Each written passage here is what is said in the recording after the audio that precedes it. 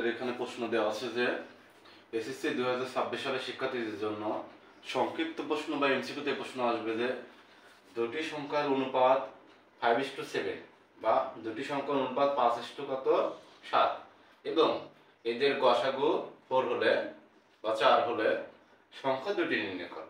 আমাদের সংখ্যা দুটি এখানে কি আছে 5:7। তাহলে আমরা সমাধান কি করব দেখো। সমাধান ধরি প্রথম সংখ্যা, আমাদের প্রথম সংখ্যা কি আছে 5 ছিল, আমাদের ধরলে প্রথম সংখ্যা 5x।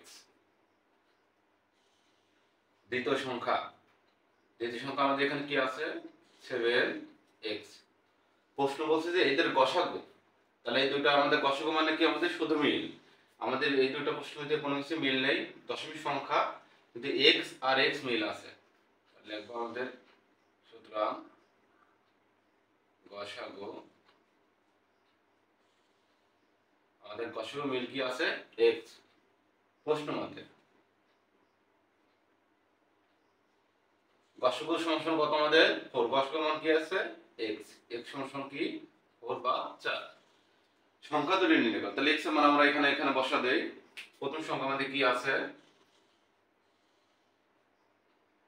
প্রথম সংখ্যা আমাদের কি ছিল 5x, 5 গুণন 5 এর সাথে x এর সম্পর্ক গুণন, x এর মান কি বেড়েছে আমাদের 4, 4 5 করি। দ্বিতীয় সংখ্যা কি আছে দেখো 7x লিখছিলাম, 7 গুণন x এর মান 4, 4 7